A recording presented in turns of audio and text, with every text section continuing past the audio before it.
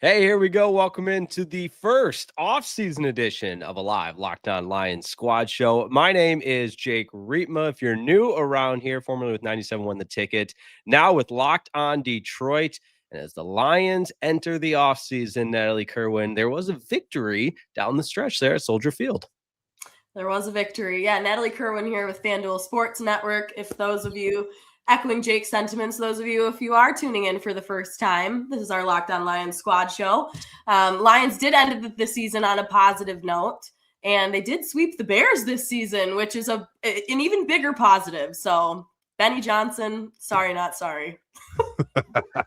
Bradford Banta here, 22-year NFL veteran. Hey, let's admit it. This season, the Lions have lived on margins, and on Sunday, the margin was exactly 42 yards. One pride. It's the Lions Squad. Everything Detroit Lions every week. Breaking down all the big hits and game-changing plays from the Motor City. The way only the Locked On Podcast Network can. From the roar of the Lions to the next great chapter, the Lions Squad Show starts now. And here we go. Welcome one, welcome all. It's a live Locked On Lions squad show. Jake Riepma, Natalie Kerwin, Bradford Banta. As we turn the page into the off season, we will recap that Week 18 win. I was there at Soldier Field, so how about some tales from the stadium, boots on the ground, actually in action. Natalie Kerwin's been on the road on the West Coast covering the Detroit Pistons, and the steady glue that holds it all together. Bradford Banta's been holding it down, and what a show we've got. Sitting his ass at home watching it on TV. He deserves to be the rose between the two thorns lately if we're holding this together. That's right. That's right. Poor Bradford had to text me like, Bradford, I'm going to the game. Nat, you were covering some stuff at Little Caesars Arena, some hockey as well. What can't you do, Natalie Kerwin? Dude, I've been all over the place. I can't even see straight. That's probably why I'm battling a cold right now, because I'm not sleeping, not eating. No, I'm kidding. But I feel like everyone's sick right now. But yeah, I've been all over. It's been great. Pistons are great. Number one in the East still. Kicked the Knicks' butt last night. Yeah, how about that? I love it. Shout that out real quick. Hey, Nat, I got a question for you. Do you keep your miles whenever you travel? Ooh. Like, am I keeping tabs on? No. Like airline points. Your Sky Miles. Well, yes, but because I fly with the team, I don't get. Hey, you know, okay. You know what? You gotta set me up for that one. No. Yeah. That's exactly what that was. Don't worry, guys. Bradford. I was accumulating all the different airline miles, flying my ass to California and then over to Morgantown, West Virginia, then slumming it in commercial to Chicago. That's the bad part about flying private, though. You don't get the free money. I feel so bad. Oh, that's too bad. Don't worry. I was stuck in the middle seat, just in commercial life. But hey. Can I go grab a tissue? Can I go grab a tissue? Because I have a tear for you. This is what I get for missing the last few weeks. This is the treatment. Yeah. Poor Bradford and I had to recap a 6-turnover game against Minnesota on Christmas. Against the junior varsity quarterback, too. Yeah, seriously. All right, but if you're new around here, this is the Locked On Lions squad show. We are an extension of the Locked On Lions, the daily show that Matt Derry does such a tremendous job every single day. Your team each and every day. We'd love for you to continue your loyal support of the Locked On Lions squad show here on the exact same platform, the number one sports podcast platform in all the land, the Locked On Podcast Network. But guys, thought we'd do a little combo platter to begin, because yes, we're into the offseason sooner than what the Lions had expected, what just about anybody that follows the National Football League would have expected, but speaks to the gauntlet of the schedule and everything else. We'll break all that down. But I thought we start with going out the way, and Dan Campbell said it best. He expected this team to show up in a, air quotes here, meaningless, or a game that didn't impact the playoff picture, and put their best foot forward on the road. And as I mentioned, I was there. It was fun to witness. And in the first half especially, It was a dominant performance by the offense. Amon-Ra St. Brown just absolutely torching that Chicago's Bears defense. Jared Goff putting the ball on the money, the offensive line protecting him, and allowing both Jahmyr Gibbs and, of course, David Montgomery to get in, rushing the ball as well. Bradford, I'll kick it to you first. Just your overall reaction to ultimately a 19-16 win, but a really solid performance to close out the season. It was a very solid performance by the offense, and that's what we, as analysts, fans, or spectators, however you want to put it, that's what we expected the entire year, and we just didn't see it. And this was a gritty win by the Detroit Lions. And it seemed like every one of the guys showed up, and it was just so fun to watch. I mean, you had, Goff ended up, his rating was, it was okay, but they picked up, first downs when they needed to. They made big plays when they needed to. They found a way to win. Now, was it a walk-off field goal at the end of the game? Yeah, it was. But, and as I said it before, a win is a win. And it was fun to watch because, Amon-Ra was playing well. J-Mo was playing well. I thought Montgomery ran the ball very effectively, even though he only had 8 carries. Gibbs played well. You're looking at 5.3 from Montgomery and 4.2 from Gibbs. It was, from that aspect, it was a fun game to watch. And if you throw in the fact that their all-pro right tackle wasn't even playing in the game, then that made it even more sweet. And, you jump over defensively, they held firm until, let's just say the fourth quarter. And then, the Bears started picking up a little bit of steam, and they tied the game up with the two-point plays that they ended up scoring with. And on the Bears side of the ball, I thought Colston Loveland, this was he's always been there. He's always performed well, but he walked away with 10 receptions for 91 yards. One of their rookie tight end from Michigan. He played very well. And it was fun to see. If you want to have a couple plays back, I think it was the kick at the end of the half by Bates that he missed. And then I almost guarantee you that Goff would love to have that interception back, because it was in the high red zone area. They were able to pick it off near the goal line. He threw it into, triple, quadruple coverage. It got picked up, and you just got to protect the ball in those types of situations. And it's just, Jake, it's just like we talked about, was it last Tuesday, or when was our last show? Tuesday, Thursday? One of those days. One of those days, exactly. So, Christmas and New Don't Year's ask me. Yeah, no, you were flying somewhere, so I don't know. You may have been on the slopes. Who knows? Swiss Alps. I'm not sure where you were. Yeah, exactly. But we had talked about it, and the defense did just enough to throw a little doubt into Caleb Williams' mind. And the offense, why he did this, I'm not sure, but Dan took the points, and he just kept stacking the field goals on the board. Now, they were 25% in the red zone, but they came away with points every time that they were in the red zone. And that's the most important thing. Whenever you play a game in Chicago at the end of the season, it's just imperative that you just walk out of there with points. If you keep stacking points, you put pressure on the Bears.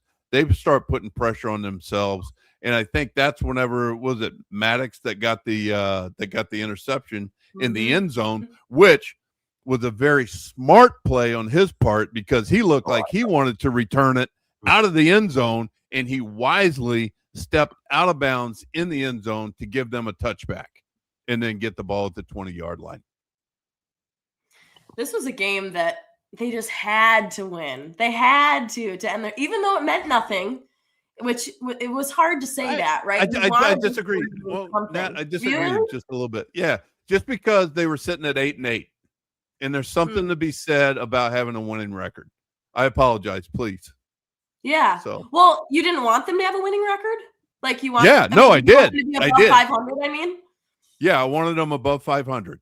I wanted them to finish above 500. So there's something to be said for that. So I mean, you have what you have.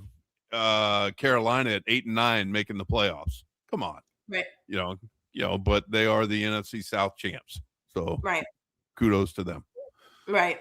Well, it just felt like the perfect stamp on the season for them to sweep the first place Bears in the division, and so the way that they were able to really hand it to them in week 2, and then in week 18, it's like, okay, there's guys that are injured. Bears feel like they're on top because they are in the division. And it's like, what's going to happen? Are they going to sit some starters on the Lions end? Like, how is this game going to turn out? And the fact that, it did come down to all field goals. The Lions held them scoreless through 3 quarters. That's huge. And then, it did end in a walk-off field goal. But shout out Jake Bates. Shout out your special teams, Bradford. Huge coming through. Whoop, whoop. So, I just think that was for as tough as this season was looking through it,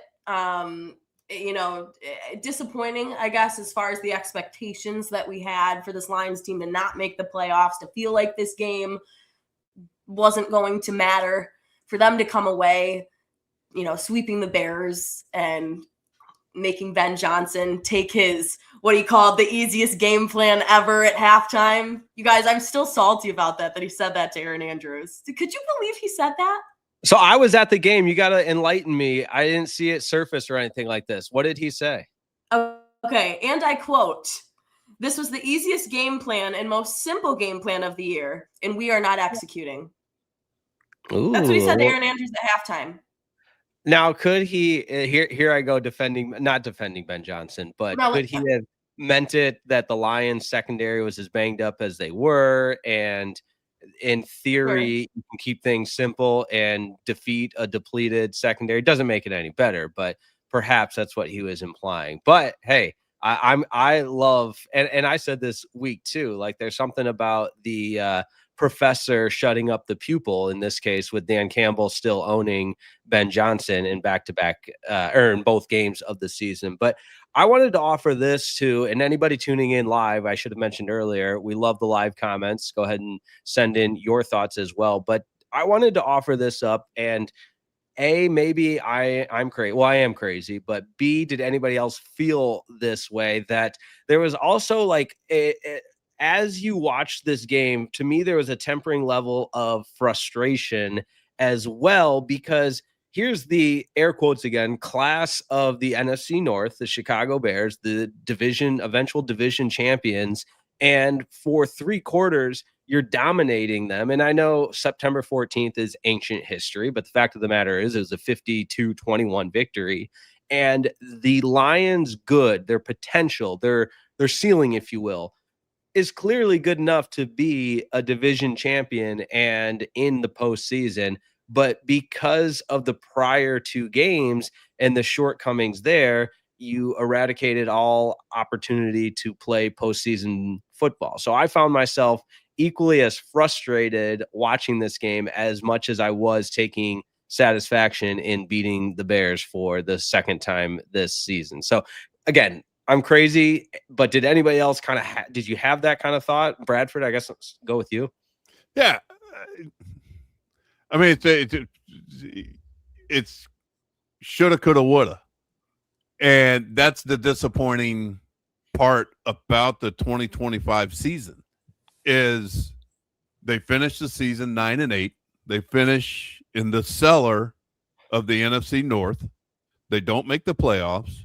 You have 2 teams from the NFC North, the Chicago Bears, who we swept, and then you have the Green Bay Packers, who we did not. Those are the 2 teams that are in the playoffs. And you see how this team can perform even though they are undermanned, and how they bounce back after a loss last week against really an inferior opponent. And I say inferior, but yet they beat them twice. They swept them. I guess an inferior quarterback is a better way to put it with Brosner. The defense was definitely not inferior by the Minnesota Vikings. But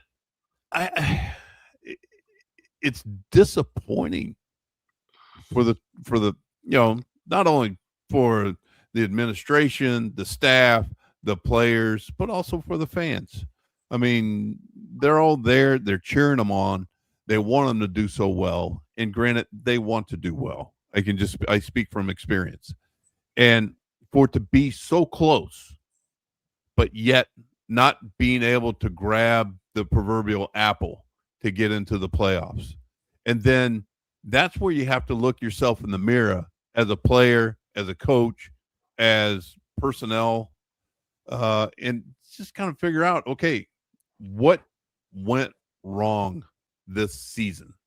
And I know they were taking notes throughout the season, but now it's time to pull all those notes out, take a little bit of time off, get your postseason evals done this week, and then take a little bit of time off, let's say three weeks or so, whatever, through the Super Bowl. That's what it traditionally is. And then get back to work. But you take those notes out, and with the advent of AI, let's put all those notes into AI and see what they come up with. And then you start talking amongst the administration, the staff, and the coaches. And you're just like, hey, what do we think about this? What do we think about this? What do we need to do here? What do we need to do there? And then you start your process of 1 is going to be free agency, 2 is going to be the draft, and 3, the next thing coming up after that is OTAs. And how do we want to construct our team heading into the 2026 season so that we know that we can be successful? Even if we have a couple of hiccups along the way, we're going to be resilient enough to come out on top. What do we need to do? And it's going to be a lot of deep thought, a lot of study, a lot of just self-evaluation, and coming up with a plan, and then executing that plan, to where it makes sense to the players. I think I was with you, Jake, on this, with the frustration factor, because they were so close, right? And there were so many games that they can go back and, bite themselves in the butt a little bit, whether we want to talk about, the Vikings game at home, the Thanksgiving game against the Packers. Like, some of these losses were very much doable wins for this team. And so I think, coming in this year, there's an expectation for this group on who they can become based on how they performed the last couple of years. And so when they don't live up to that, we can classify this season as disappointing. And obviously the players feel it. Dan Campbell feels it. He got clearly very emotional after the game. Of course, because his guys, showed out and ended it on the right note, ended the season on a right note. But, a lot of the guys will be back next year, but there's going to be some that aren't. And so it's going to look like a different team because things have to change. But again, it's feeling like the margin of error, or the window for success, gets a little bit smaller each year, right? Because you think about the NFC Championship game a few years ago against the 49ers and how doable that was. And then you think last year how disappointing that was against the Commanders. And it just, this group, they can do something special. There's so much talent on this team, but just the fact that they weren't able to, they were so close to a playoff push this year, but there were so many things, to your point, Bradford, that they're just going to need to sit back and address and figure out and work out those kinks in the offseason to be able to make it a full, well-oiled machine again. Because obviously things dropped off this season. Now injuries and things definitely, it happens to everybody. It did play a role for a good chunk of the season. But again, there's going to need to be a lot of self-reflection and figuring it out. Because again, teams can only have this, like that window of high success, I think, for so long before it starts to drop off. So I think they realize that too. And that's where I sit on it. So it is frustrating. It's sad. We wanted it for these guys too. We were so excited this summer leading into the season, talking about what this year could be, what it could look like. And so when it doesn't turn out that way, it's just hard. It's tough. For sure. The retooling is such an important part of it all as well, and not rebuilding, but reloading. So let's talk a little bit about that in the next segment, as well as some thoughts I had about Jared Goff and Amon-Ra's St. Brown's post-game comments, because I think they were pretty telling, and Dan Campbell for that matter as well. Don't go anywhere. We're just getting started on a live Locked On Lions squad show.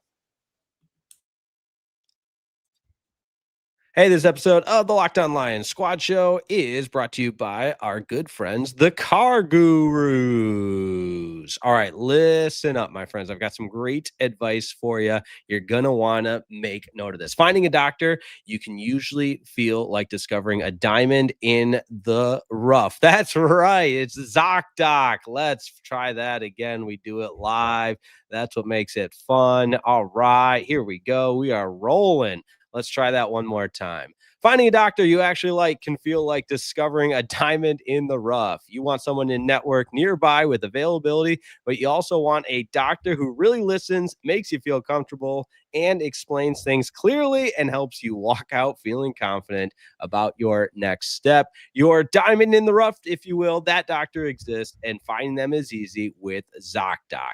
ZocDoc is a free app and website that helps you find and book high-quality in-network doctors so you can choose someone you truly connect with. I love it. And I love that you can search specifically based on specialty or symptoms and quickly find the right fit. And being able to choose in-person or video visits makes scheduling so much easier. You can also check the verified patient reviews. How about that? Hear from somebody else to get a real sense of the doctor's vibe and communication style. The real-time availability means you can book instantly with no phone tag. Appointments usually happen within 24 to 72 hours, and they can even have same-day openings. So stop putting off those doctor's appointments. Go to ZocDoc, ZocDoc.com/LockedOnNFL to find and instantly book a doctor you love today. That's ZocDoc.com, ZocDoc.com/LockedOnNFL, ZocDoc.com/LockedOnNFL. Thanks to ZocDoc for sponsoring today's episode.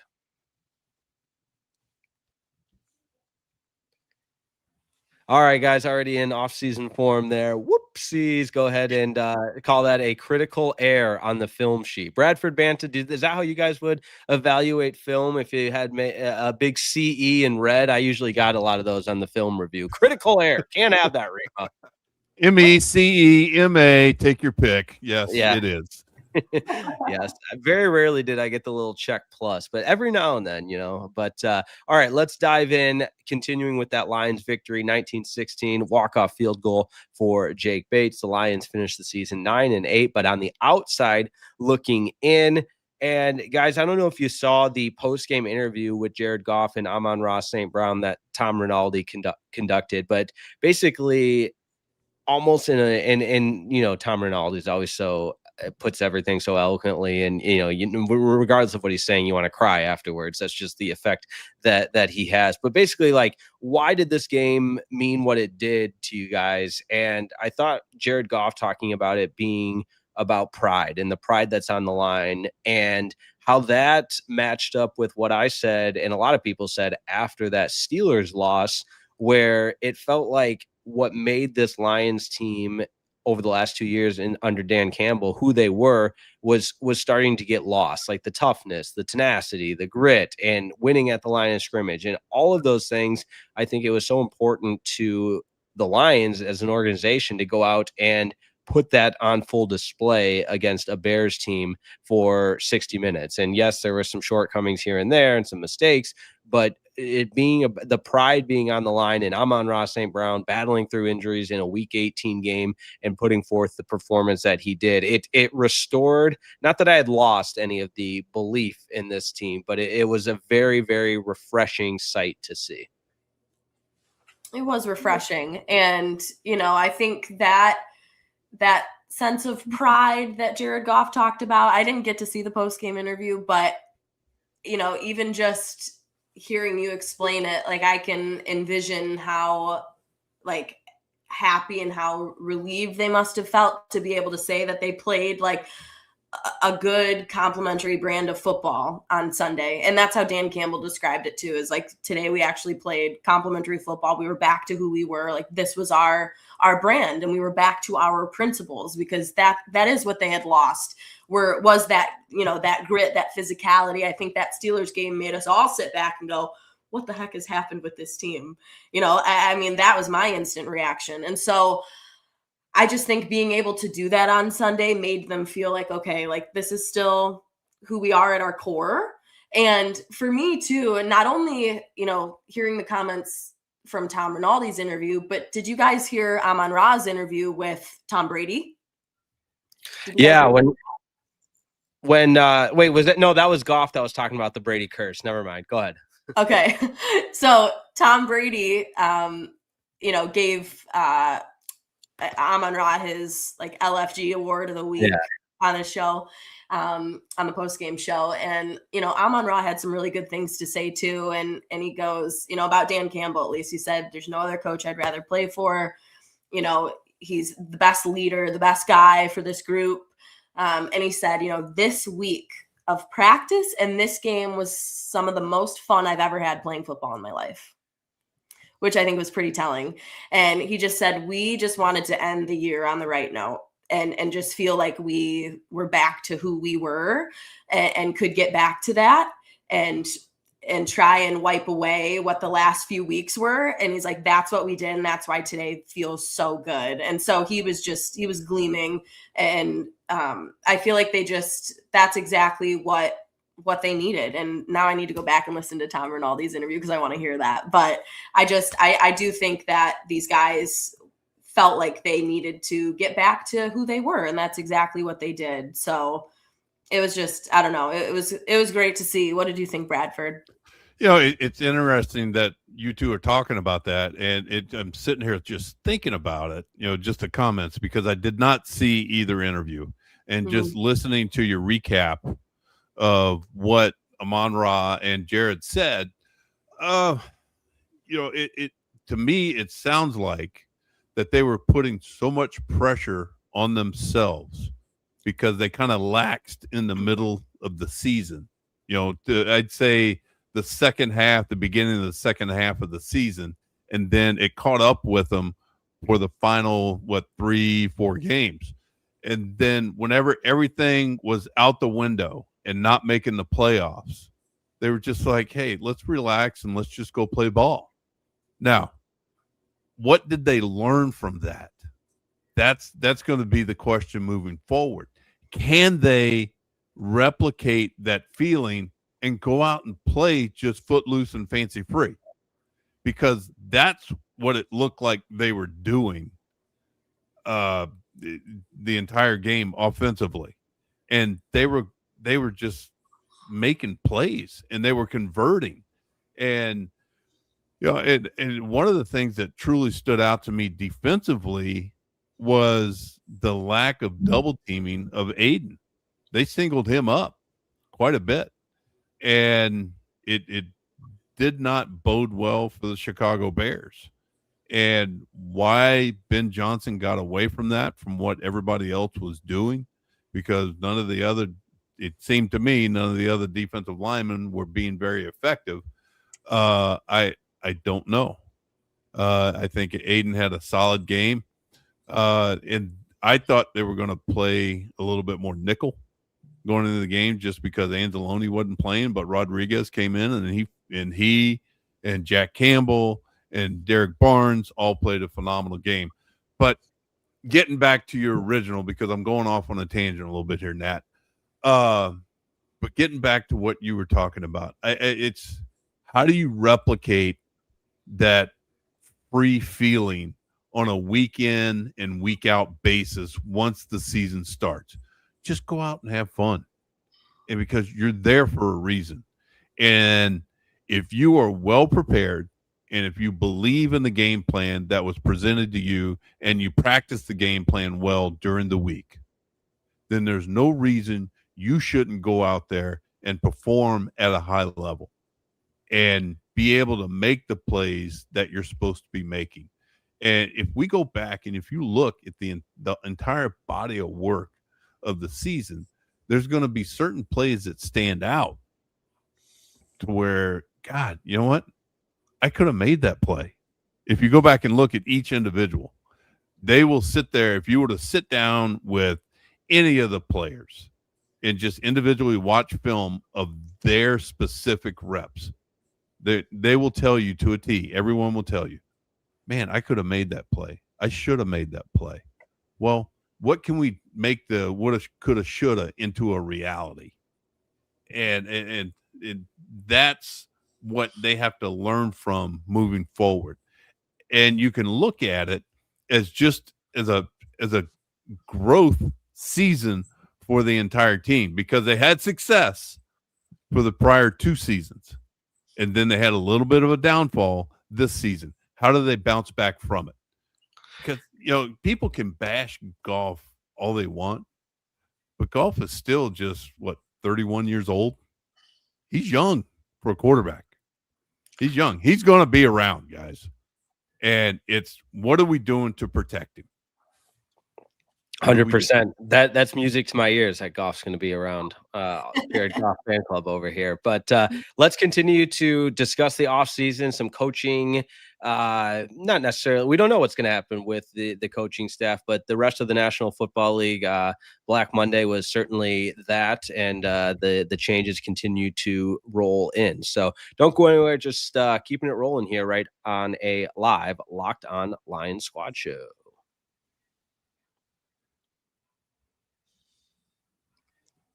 All right, let's try this again. Today's episode is brought to you by the Ultimate QB.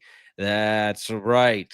All right, the Ultimate QB. Guys, the draft picks positions are set, and so many teams are looking for their franchise QB. Ever wish to become a pro quarterback yourself, getting drafted first overall by the Detroit Lions? Well, now you can. There's a mobile game just for you called the Ultimate QB Football Legend. In this game, you step into the cleats of a number 1 draft pick quarterback, and it's your job to lead your team to greatness, to help turn a failing franchise into a dynasty. This is the number 1 QB career mode game on the mobile app stores, and it introduces the most realistic environment with full career control. Sign contracts, train and upgrade yourself, build chemistry, and evolve your teammates. Give input to your GM on roster moves, play the actual games in 2D, and rise through the ranks to become a pro football legend. You'll deal with the ups and downs of a QB career, from rookie nerves to playoff drama, and every choice shapes your journey. Ultimate QB is totally free to play, has no ads, and works 100% offline. Perfect for when you want to sneak in a quick game or two on the go. Just head over to ultimate-qb.com. That's ultimate-qb.com, ultimateqb.com, or search Ultimate QB in your app store. And we've got something special just for you. Use that promo code LOCKEDON, all caps.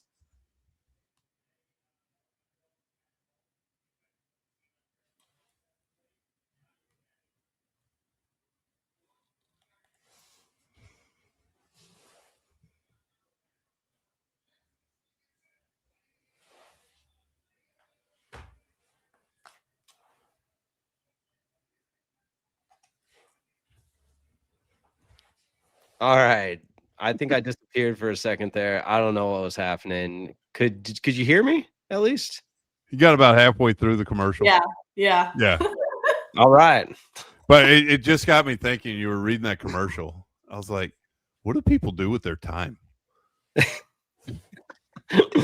Listen to Locked On Lions Squad show, of course. Well, no, I get that, but I'm just talking about the Ultimate QB Legend Yeah. Making of a legend. All right, cool. Yeah, we make the seamless transition into back-to-back critical errors by me. I am ready to hand off this this hosting gig to somebody more qualified and more in the know, if you will, because it's been a rough showing for me. So we talk about everybody's role on this team. Obviously, Bradford Banta brings 20 years NFL experience.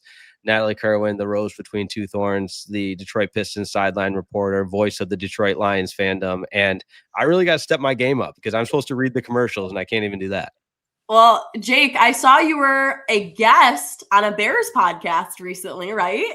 Oh gosh, yeah, the CHGO Bears All City Network. You didn't mess up on there, did you? Did you make us proud? I listened to part of it. Oh, good. Yeah, thank you. I appreciate that. Yeah, that's one of many, and I don't say that because it's many appearances on that show because they love to give me a hard time, and I think I have a punchable face, and they like to let out all of their Bears frustrations and blame it all on me. So no, we have a fun dynamic. That is a great show if you're a Bears fan. I'm sure we have a lot of Bears fans tuning in, but the All City Networks, I'm waiting for All City to come to Detroit because they're all over the place, just not in Detroit. So, all right, like we said, as we continue to promote other shows, let's promote the Locked On Lions Squad show here. So I cannot wait for my, post off season review because this is, but hey, that's what you get on the Locked On Lions Squad show. Full transparency here, but guys, big storyline coming into the Lions season. Obviously, the two new coordinators. I think for Kelvin Shepherd, you could chalk this season up as, I don't want to say an overwhelming success, but certainly a lot more to build on than John Morton, who no longer and lost play calling responsibilities midway through the season. So I wanted to start there, Bradford Banta, with John Morton, the future of the offense, the future of Dan Campbell calling plays, and how you foresee and even hope to see just the offensive coaching staff taking shape moving forward. Just my personal opinion and being involved in that coaching world is if John does not get reassigned to a different position or to an senior analyst type position, I don't foresee him being on the staff any longer. That's me. They brought him in there to call plays. Dan took it over, midway through the season. But I do not foresee him possibly being here next season in the same capacity. Kelvin, I thought he did a fine job, and given what he had to deal with the injuries, which we got to take a look at something, because this not only was this year, but it was also AG had to deal with it last year and 2 years prior. So something is in the water that the defense is drinking that either makes their bones brittle or makes their ligaments weak or just but something's keeping those guys off the field. They're top-notch players off the field and not participating in the games. That's something that Dave Phipp, the special teams coordinator, has to deal with, not the defensive coordinator. Is expected to have, steady Eddie guys. Are you going to get all your starting 11 from week 1 all the way through week 18? No, you're not. You're going to have to deal with some kind of adversity. But the adversity he had to deal with was not only in the secondary, replacing all 4 starters, but also in the linebacker crew where Anzalone had to sat out this last game, and then also on your defensive front 4. It was very difficult because we were glad that Aiden played all season. Davenport was not there the entire year. The defensive tackles were not there the entire year. So you were dealing with a lot of headaches generally assigned to the special teams coordinator, who has to put the jigsaw puzzle together probably the Saturday night before you play the game. That's where he gets his starting 11 out on the field, or should I say the starting 44, meaning punt return, kickoff, and kickoff return. But with Dan calling plays, I don't see that happening next year. He took over for Anthony Lynn. He took over for John Morton. And, guys, the results were not good. I mean, you can call it what you want, but the results were not good. I think it takes away what Dan's strengths are is managing the game and making sound decisions based off of what he feels and then based off of the analytics portion as well. And I just don't see it happening. There was talk. I got something real quick though, before, if on that same note, just to follow up, because I love picking your brain on this, and then I want to go to what you were about to say. So if you can, hold on to that. But let me write it down. But what about, I've had this thought, and I don't know if anyone else did, because I agree with you. This is not arguing and taking a different stance. I agree with you that those are all Dan Campbell's strengths. However, what about an entire offseason, an entire training camp leading up, knowing full well this is on my plate as an additional responsibility, play calling?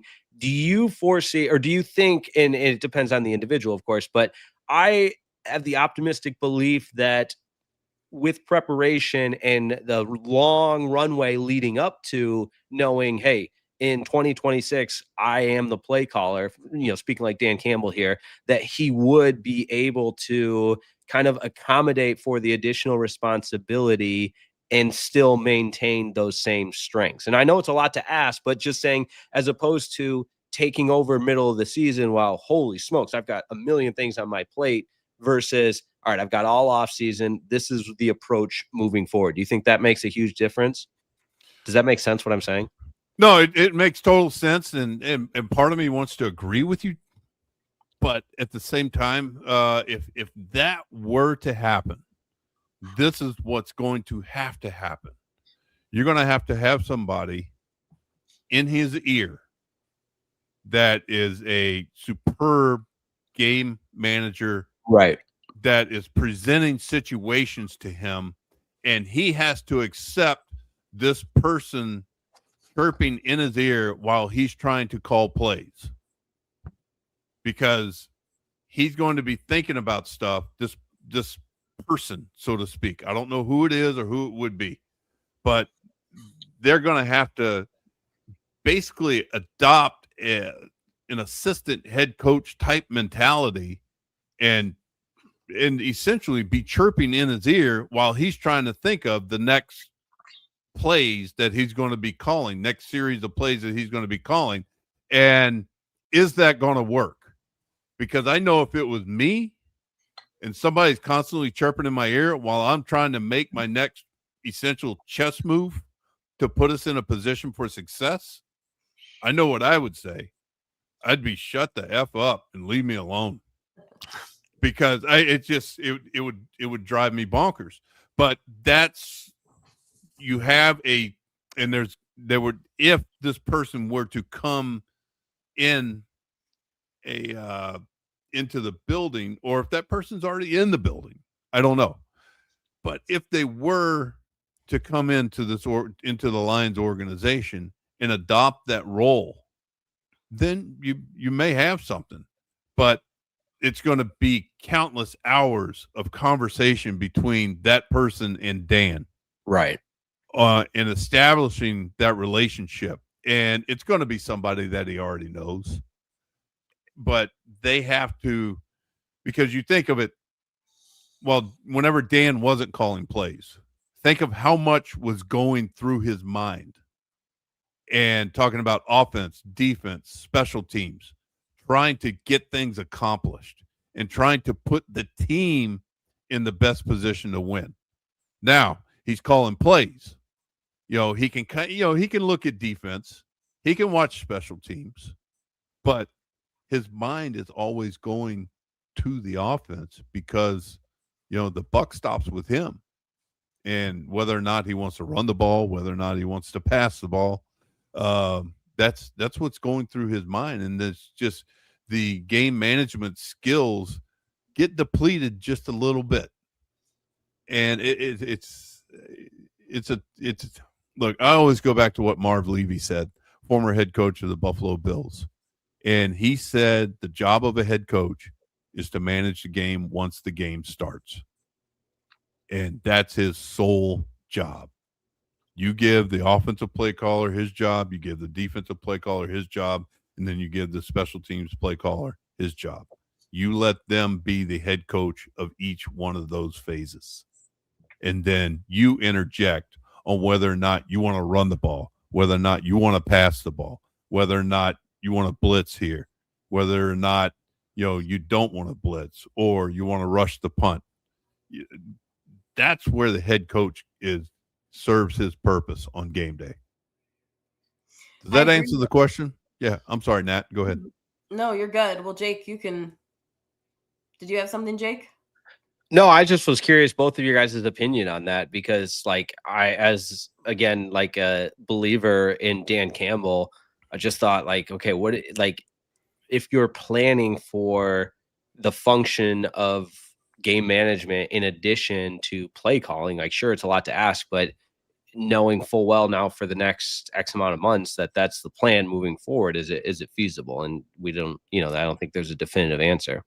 Right. I mean, I think putting so much on his plate, Dan Campbell's plate, just does him a disservice, I think. And, like we said, taking away his strengths of being the coach that he can be when there's too much on someone's mind.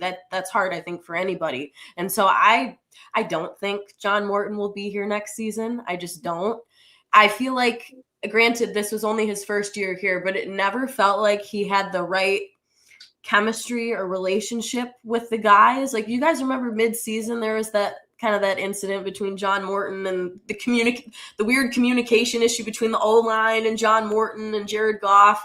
I don't remember exactly the details of everything, so I won't try and break that down. But it never felt like that was fully there compared to Kelvin Shepherd. I think the guys love having him at the helm of the defense.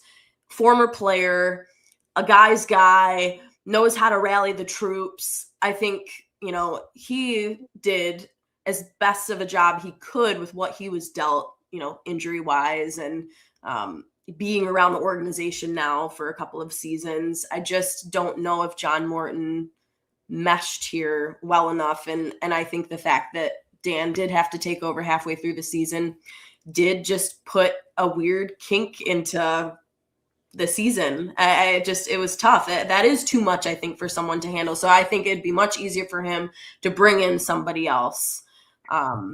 Just like he did when Anthony Lynn was let go and he didn't have to call plays anymore. I just think it's better for the flow of everything.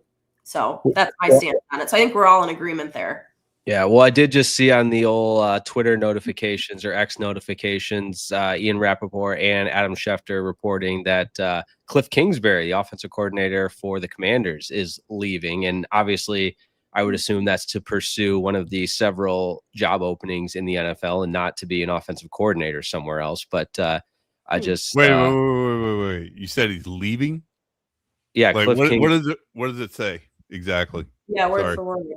The Commanders and offensive coordinator Cliff Kingsbury have agreed mutually to part ways, per sources. Kingsbury, who had one of the NFL's top offenses in Jaden Daniels' rookie year, has head coaching interests and otherwise will have multiple OC options. Okay. Yeah, I don't foresee him being a head coach. I mean, with that, mutually agreeing to part ways. That's the old PR way of saying, get your ass out of here. Basically, yes, that's what it is. Yeah. Well, we gotta bring back our Commanders crew to break that down. I know they were one of many guests we had all season long that were providing incredible insight on their particular teams. But I don't know. I think he might get a head coaching job. It's an offensive-driven league. He looks like Ryan Gosling. He's going to impress people in the interviews. Like, come on, who would? All right. That's my last. That's where we end this one. Let's see if I can do one of these commercials right, and not get fired after this episode. Here we go. Come on, Jake. We got faith in you, pal. Let's go. Come on, we got this. All right, back in just a second on a live Locked On Lions Squad show. Please work. Hey, today's episode of the Locked On Lions Squad Show is brought to you by our good friends at FanDuel, America's #1 sportsbook. And listen up, Fridays already feel different during basketball season, and FanDuel is making them even better. Every Friday night before the games tip off, FanDuel gives fans a new way to kick off the weekend with NBA Happy Hour. Hey, I love a good happy hour. NBA Happy Hour is your official pregame, a limited time window where special offers drop right inside the FanDuel app before the action even starts. Fridays from 6 to 7:30 Eastern time have become appointment viewing with NBA Happy Hour, because when you open the FanDuel app during the happy hour, there's always something new, boosts, bonuses, and surprises. It's easy to check out the weekly special before tip-off and make a move before the window closes. So before tip-off, check the FanDuel app and see what's dropping during NBA Happy Hour every Friday from 6 to 7:30 Eastern. A little basketball, a little action, and a whole lot of Friday energy. That's NBA Happy Hour only on FanDuel, the official sportsbook partner of the NBA.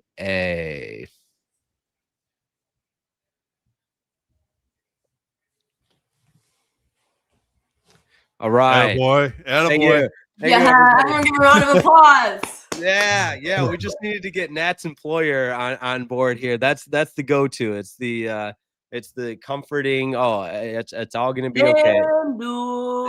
Yeah, that's the buying time to pull up the right tab and not read the wrong ad like I did the other time. I should probably get a better system instead of having 37 tabs in front of me and very easily clicking the wrong one. But hey, that's what the off season's for. We'll work on that. But off season, Locked On Lions Squad Show, wrapping it up, and a great debate going on in the comments right now. I don't know if you guys have followed that along, but shout out to Corey Patterson 1007 and at LL Superfan. Good coaches or the players' fault on the defensive side, talking about the Lions' old defensive coordinator Aaron Glenn and Kelvin Shepard making the most out of what he had, and I'll leave it at that. Did you guys see also the New York Jets made NFL history for all the wrong reasons? Didn't come up with an interception the entire season. That's tough. Wow. Bad. Gotta force some turnovers there. But as far as I know, AG is going to get a second opportunity. He was not one of the several coaches fired. Like Pete Carroll, the Raiders said, see you later after 1 year. For old Pete Carroll, which if you're Pete Carroll and how old you are, just like go play pickleball. Yeah, go play golf. Like enjoy your retirement. Yeah, like he's got the energy, he's chomping the gum. I respect it. I kind of want to be that same way when I'm his age, but he had a good run, man. All right, here's a question for you. Who chomps gum better? Danny Smith, the special teams coordinator for the Pittsburgh Steelers, or Pete Carroll? Who chomps gum better? I mean, that's 1A right there. Those guys, that's tough to beat for sure. I think He's been doing it longer. Yeah. So Pete might be the winner. There you go. There you go. Yeah, true. I don't know. Okay. Wait, Bradford, I should know this, but was Pete Carroll your head coach at Southern Cal? I played before he came to SC. Oh, so, see, I was trying to give you. I had Larry Smith and then John Robinson my senior year. So during his second stint back at SC. All right. There you go. Do they ever hit you up for NIL deals and say, like, wait a second, we saw you on the Locked On Lions Squad show. You should be paying our players. Come on now. Yeah, exactly. No, they didn't. And they're not. I try to take care of Amon Ra as best I can. Yeah. So. There you go. I love it. All right, let's wrap up. I want to do a little season outlook finalizing. I know we've broken it down and talked about it at length, but this season, the way you would categorize it, and as we move into the offseason, what you're hoping for the most from the Detroit Lions. Natalie Kerwin, lead us off. Well, I think, again, what I said earlier, how I'd summarize this season is not meeting expectations. Disappointing is also the word that I used, because it was. I mean, that's exactly how I'd describe it. That's what this 2025 Lions team displayed. Now, granted, winning record 9-8. I'm proud of that. Fourth straight season with a winning record. But I think they have a lot to address this offseason. And, again, that starts with figuring out, the OC situation, who's going to be calling plays next year.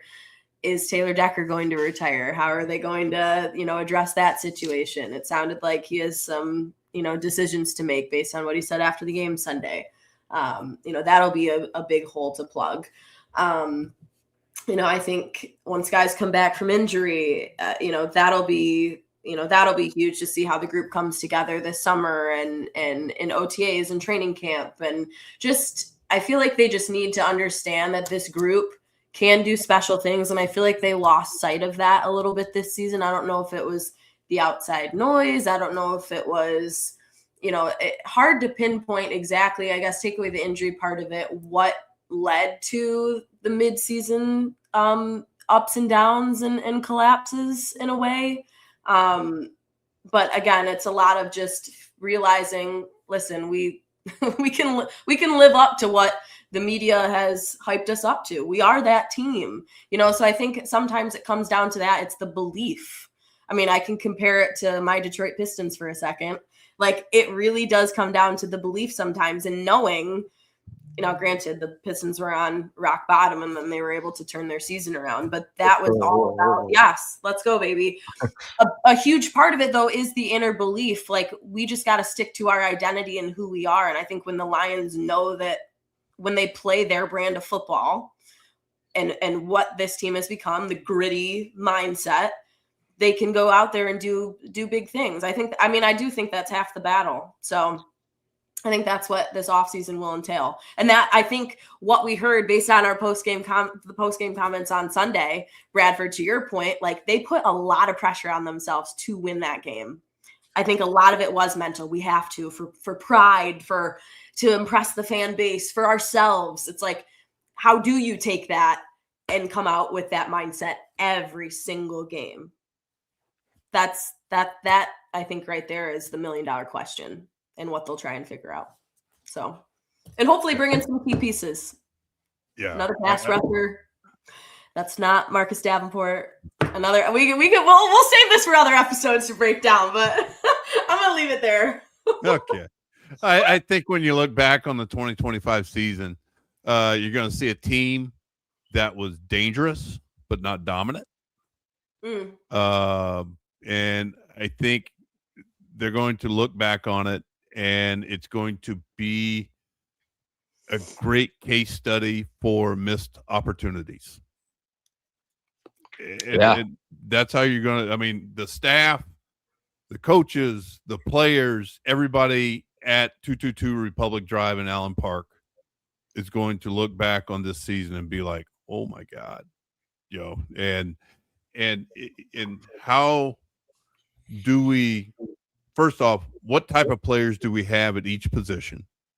Talking about, and specifically talking about Decker, talking about, Dan Skipper, both of those players have come out publicly and said, this may have been my last season or my last game. And because in my opinion, like Decker, like, do you know the solvent that you can pour in a radiator that expands whenever the radiator heats up, and it prevents your radiator from leaking? Totally. Jake, I'm a guy's guy. Yeah. I love when you make these references. It makes me think. So, but that's essentially, it reminded me of Decker this year. He would just down like a quart of whatever they put in a radiator, let his body heat up, and it's, and then it would kind of heal his body. And then once the game was over, it'd cool down, and then all the leaks would start coming about. So, but and then Dan's come out publicly, Skipper's come out publicly and just said, he goes, "Hey, I'm a big guy." He goes, my back hurts. There's a lot of things that hurt on me. But you have to look at the roster 1 through, I think it's 68 now, including practice squad guys. You have to look at every player and ask yourself, an honest question is, where can we upgrade, and how do we go about upgrading that position or the roster as a whole? And because you need to start accumulating better players, because better players, let's say you have a starter and you bring in somebody better, that somebody better is going to be starting. Well, who's your backup? A former starter. So you're starting to develop quality depth, and that helps to fill a lot of the holes and a lot of the gaps that were presented this past season.